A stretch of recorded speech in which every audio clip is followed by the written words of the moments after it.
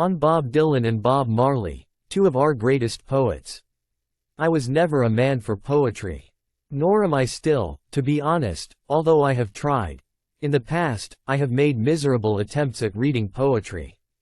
Keeping aside the poems I had to read in school, I tried reading the works of William Butler Yeats, T.S. Eliot, Pablo Neruda, Rabindranath Tagore, Lord Byron, Homer, Rudyard Kipling, and a few more. Sadly, I failed at all my attempts, unable to complete a single poem by any one of these great poets. And even if I did manage to finish a small one, I barely understood its meaning at all. Soon enough I realized that, obviously, the problem was with me, not with the poems or the poets. They were great and remarkable poets, each one of them, admired across the world and across generations, and I was nothing but an ignorant simpleton forcing my way through their poems even though I had no particular fondness for the form. That is not to say, of course, that I despise poetry or poets. Not at all. For a man who loves literature, that would be blasphemy on my part.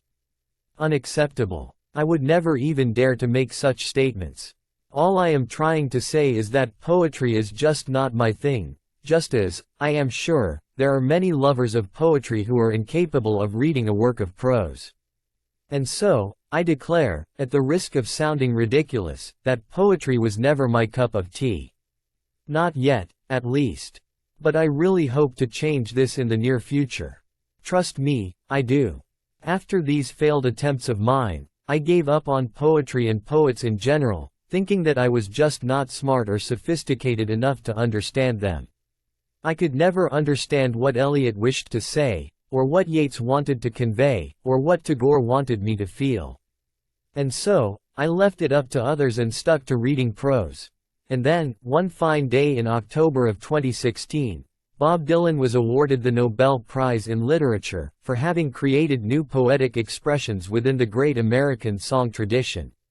And in doing so, he became the first songwriter in history to win the Nobel Prize, thereby changing my perception of poetry forever. I loved Bob Dylan and still do. And it suddenly dawned on me that I did love poetry and poets after all. For Bob Dylan was a poet, I realized. And so was another great songwriter of the 20th century, whom I also loved and admired, and still do, the great Bob Marley. I had been listening to Bob Dylan and Bob Marley for quite some time by then, enjoying their songs, and the meaning and depth their songs possessed. I loved it all. But I always saw them only as musicians. Musicians who sang songs in a band in front of thousands of people cheering them on. Musicians who recorded their music in studios, with the help of various other musicians and instruments. Never once did I see them as poets. Never once was I able to listen to the words of Marley and Dylan and compare them to the great poets in history, even though I was mesmerized and in awe of the meaning behind their songs. They were musicians to me, just as they were to the rest of the world. In the previous century, no one would have ever been able to predict that a musician would one day receive the Nobel Prize in Literature. Not because they were incapable or anything, but only because no one before bothered to consider a songwriter a poet. A poet who sang out his words instead of merely speaking them. A poet who backed his words with rhythm and melody and whatnot. No one thought of it that way in the past, including the Nobel Committee, I guess. But fortunately, times change, perceptions change, and ideas change. And with such change, songwriters, the good ones, I mean, can now be considered, either partly or wholly, as poets making significant contributions to world literature, and I am sure no one would question me when I say that Bob Dylan and Bob Marley have done that. The two of them have contributed to world literature as much as any other poet or writer in history has. And it is my belief, although it is a controversial one, I admit that if Eliot or Neruda, or Auden deserved to win the Nobel Prize, then so do Dylan and Marley. Why not? In fact, as silly as this may sound, and I know it does sound silly, Dylan and Marley have been more prolific in their output than Eliot and many other poets. And make no mistake, I am aware that literature must be judged on its quality and not quantity, but the point I try to make is that the sheer quantity of the songs written by both of them has no doubt greatly contributed to world literature, even more than some highly influential poets. Now, you might be wondering, how can we possibly consider all songwriters as poets? That would be foolish, especially keeping in mind some of the songs which are truly utter rubbish, written merely for the sake of writing and putting out something, and nothing else. The lyrics of those songs serve no purpose other than to simply fill the void between the rhythm of the song, and I honestly agree with this argument. I agree we cannot consider every songwriter to be a poet. That really would be foolish and regressive. It would no doubt degrade and bring down the level of poetry and poets which was so laboriously, carefully, and passionately built up in the course of our history. And this history, this legacy, must be protected and nurtured at all costs. I agree. But for me, personally, Bob Dylan and Bob Marley stand out as clear exceptions. They stand out as two bright, shining diamonds wood in a heap of rubbish. Or like two giant monuments surrounded by 1,000 slums. For, I believe, that is the stature they have achieved through the words of their songs. Maybe let us begin with Bob Dylan, the folk singer-songwriter, the voice of his generation, the voice of the rebellious counterculture, the writer of anti-war and civil rights anthems, and one of the greatest songwriters of all time. Let us talk about him. First of all, allow me to begin by giving a disclaimer, as usual. Dylan himself hated and despised the very titles accorded to him as mentioned above. He never liked being called the voice of his generation or the voice against oppression or the voice of the counterculture and all that fancy stuff. He never cared about all that, still does not, and I am quite sure never will. And I only wished to give this disclaimer in order to honor Dylan's views and perception of these titles given to him. I had no other intentions and shall get on with this essay now. In spite of Dylan himself not liking these titles, I completely understand why one would refer to him in such a manner. I understand why people felt the need to confer those titles upon him. The reason was obvious, it was in his songs. The meaning his songs conveyed speaks for themselves, even though, I believe, there are high chances that we have completely misunderstood the meaning of his songs even when they have seemed straightforward enough. His songs really did speak to a whole generation of youth back then. It really did give them a voice when nobody was willing to listen to them. It gave them power and courage. This all happened, even if Dylan himself had no intention for it to happen. That is the truth, and not even Bob Dylan can change that truth.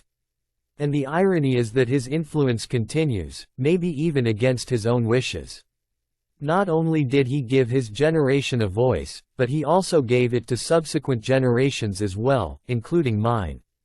And he continues to lend his voice to new generations through his eternal lyrics, although unintentionally. Such is the power of Bob Dylan's lyrics. When I first heard Dylan's "The Times They Are A-Changing and Blowin' in the Wind," I was moved like never before by a song. This may sound like an exaggeration, but I stand by it. The lyrics of these two songs were so poignant, so important, so urgent, and so current, that it felt as if they were written by a contemporary songwriter in the present time, not by one in the 1960s. It was unbelievable to see how these songs were still so relevant to my generation, as if during all those tumultuous decades that passed by in between, nothing had changed at all. Not one bit. It felt as if the governments were the same, parents were the same, and society was the same. It felt as if, contrary to the songs themselves, the times had never changed at all, and with it, neither had we as human beings.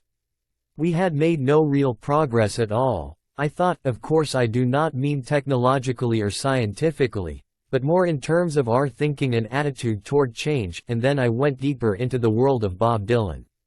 I listened to the words he had so beautifully laid down in "A Hard Rain's A-Gonna Fall" and "Mr. Tambourine Man" and "Masters of War" and "Murder Most Foul" and "Hurricane" and "Ballad of a Thin Man" and "Like a Rolling Stone," and so many other great songs that I cannot possibly go ahead and write them all down over here. And I realized that even though Dylan himself hated those titles, the people who had given them to him were right and justified in their own way. His words were poetry, pure, beautiful, and unadulterated. His words held up a clean, perfect mirror to the dirty faces of the men in power and to a society steeped in its past, unwilling to move forward, unwilling to accept change. They showed us a portrait of the regressive humanity we represented. Dylan, through his songs, or poems, as I like to call them, said the things we thought, and the things we never thought. He openly expressed the doubts we all had, while at the same time making us realize that there were doubts we should have had but never did. He articulated the thoughts we could not articulate for ourselves. He articulated the hypocrisy of our governments and of society in general. He created awareness at a time when people were blissfully unaware. Dylan did all of that. Maybe not intentionally, but nevertheless, he did. And for that, we must all be grateful to him. Now, enough about Bob Dylan. Allow me to bore you by talking about my other favorite poet, the legendary Bob Marley. Where do I start with Marley? Where do I end? What do I say that already hasn't been said? Definitely nothing new. But I shall lay down my thoughts on the significance of his lyrics. For a man who came from the poor side of Jamaica, for a man who had barely received any formal education, Bob Marley knew and understood a lot about humanity at a much deeper level than most of us, and the words of his songs reveal the same. Through his poetic lyrics, one can hardly fail to notice the wisdom he possessed. And just like Dylan, Marley was not merely a musician. His songs meant something. They had a purpose of their own. A mission. I was introduced to Bob Marley by my older brother, who used to play his songs on a loop. Marley's songs were what the cool youngsters listened to back then. Not so much because of the meaning of his lyrics, but more so because of Marley's status as a cultural youth icon, one who stood for peace, love, and also rebellion. The only other figure who was able to rival Marley with a similar status amongst the youth was Che Guevara, who had become a worldwide symbol of rebellion. Like most people who came to discover Marley's music, I first fell in love with the groove of his most famous songs. I listened to One Love and No Woman, No Cry and Get Up Stand Up and Could You Be Loved and I Shot The Sheriff and Buffalo Soldier, and some other songs, without paying much attention to the meaning of their lyrics. It was only years later when I actually began listening to songs whose words meant something, did I realize the depth and emotion behind these songs of Marley. It was then that I understood what No Woman, No Cry and Get Up Stand Up meant, and what Buffalo Soldier actually stood for. And as I explored Marley's music with more awareness and interest, I found it to be a goldmine of meaningful, significant words that dared to address the social and political issues of the time. Songs like War, my favorite song by Marley, Redemption Song, Soul Rebel, So Much Trouble in the World, and Africa Unite, blew me away. In War, he boldly addresses the plight of black Africans suffering under white oppression. While in Redemption Song, he pleads with us to emancipate ourselves from mental slavery, warning us that none but we ourselves can free our minds. His words in all these songs were poetic and poignant, prophetic even, almost as if he were not a musician or a poet but a philosopher. His wisdom and awareness shined through for all to admire and marvel at. Marley's lyrics meant a lot to a lot of people, becoming the words of resistance and peace, and love. It inspired and encouraged men and women across the world to get up and stand up for their rights, demand them, and win them. It also inspired them to spread the message of love and peace across humanity. A noble message it was. In this way, I began regarding the songs of Bob Dylan and Bob Marley as no less than beautiful poetry, and the two of them as great poets. Maybe I am wrong. Who decides these things anyway? Maybe no one even cares about these things except for me. Maybe I am wrong to consider their songs as literature. Maybe I am wrong to think of them as poets, let alone great ones. Maybe I am wrong to regard their lyrics as poetry. All I would like to say is, if I am wrong, then I would prefer to remain so. I choose to remain wrong. Bob Dylan and Bob Marley made me realize that poetry does not have to be incomprehensible, complex, or difficult to understand or fathom. Poetry can be simple, they taught me. Poetry can be sung instead of merely being read out. Poetry can be backed by instruments providing it with rhythm and groove, making it catchy and fun. For me, personally, Bob Dylan and Bob Marley will always remain two of the greatest poets ever. And I shall proudly stand by this statement forever.